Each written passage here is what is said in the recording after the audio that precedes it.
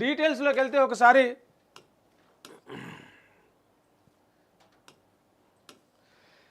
భారత్ మెరుపు దాడి.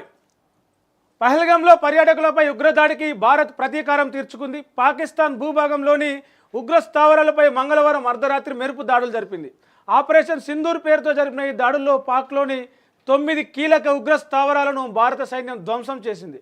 అంతర్జాతీయ సరిహద్దుకు 100 కిలోమీటర్ల లోపు ఉన్న ఈ క్యాంపులను టార్గెట్ చేసింది. ప్రపంచమంతా గాఢ నిద్రలో ఉన్న సమయంలో పాకిస్తాన్పై భారత్ విరుచుకుపడింది. బుధవారం తెల్లవారుజామున సరిగ్గా 1:05 ఏకకాలంలో 9 ఉగ్రస్థావరాలపై భారత్ మెరుపు దాడులు చేసింది. ఈ తతంగమంతా కేవలం 23 నిమిషాల్లోనే పూర్తి చేసింది. పాకిస్తాన్లోని 4, పాక్ ఆక్రమిత కాశ్మీర్లోని 5 ఉగ్రవాద స్థావరాలను ఇండియన్ ఆర్మీ ధ్వంసం చేసింది. ఇందులో జైషే మహమ్మద్కు చెందిన 4 స్థావరాలు, లష్కరే తోయిబాకు చెందిన 4 క్యాంపులు ఉన్నాయి. 2 హిజ్బుల్ ముజాహిద్దీన్ శిబిరాలు ఉన్నాయి.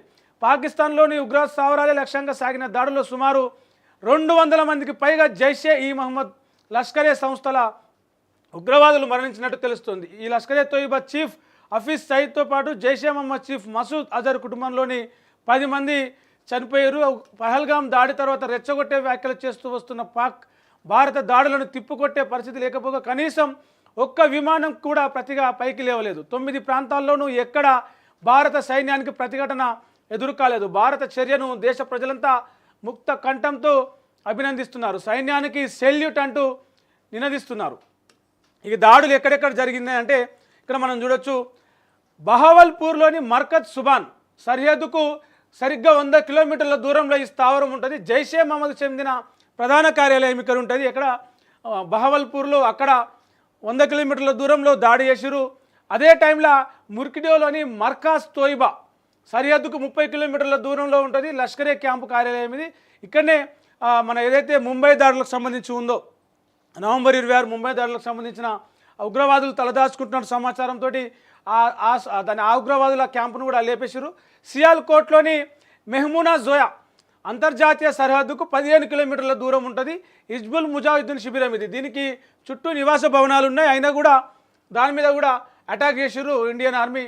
కోట్లీలోని మర్కాజ్ అబ్బాస్ ఉగ్రవాద స్థావరం నియంత్రణ రేఖకు 35 కిలోమీటర్ల దూరం ఉంటుంది ఈ క్యాంపు. 20 ఏప్రిల్ 2023 జరిగిన పూంచ్ దాడులకు, జూన్ 24లో బస్సులో ప్రయాణిస్తున్న అమాయక యాత్రికులపై దాడికి ఇక్కడి ఏదైతే ఈ మర్కాజ్ అబ్బాస్ ఉగ్రవాద స్థావరం ఉందో అక్కడ ఉండే ఉగ్రవాదులే కారణం.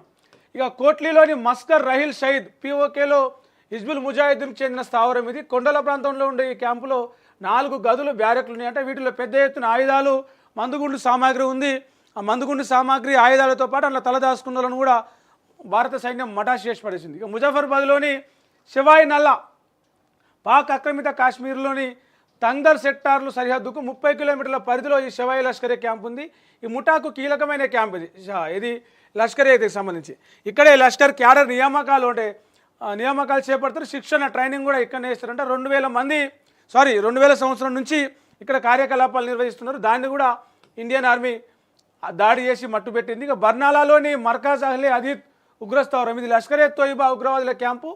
పూంచ్ రాజౌరియాసి సెక్టర్ లష్కరే ఉగ్రవాదులు ఆయుధాలను పంపించేందుకు అంటే ఈ స్థావరం నుంచి ఉగ్రవాదులకు ఆయుధాలు సప్లై చేస్తారంట.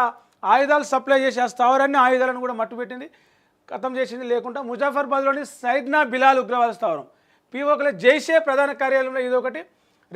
ముజఫర్ రెడ్ ఫోర్ట్కి ఎదురుగా ఉంటుంది. జమ్మూ కాశ్మీర్లోని ఉగ్రవాదులను తరలించేందుకు వీలుగా దీన్ని రవాణా క్యాంపుగా నిర్వహిస్తున్నాడు. ఇక్కడ ఎప్పుడు కూడా దాదాపు 50,000 మంది ఉగ్రవాదులు ఉంటారంట ఈ క్యాంపులో. ముజఫర్బాద్లోని ఏదైతే జైషే ప్రధాన కార్యాలయం ఉందో అక్కడ 50,000 మంది ఉగ్రవాదులు ఒకటేసారి దాడికి దిగితే ఎంతమంది ప్రాణాలు పోవాలి, అమాయకుల ప్రాణాలు.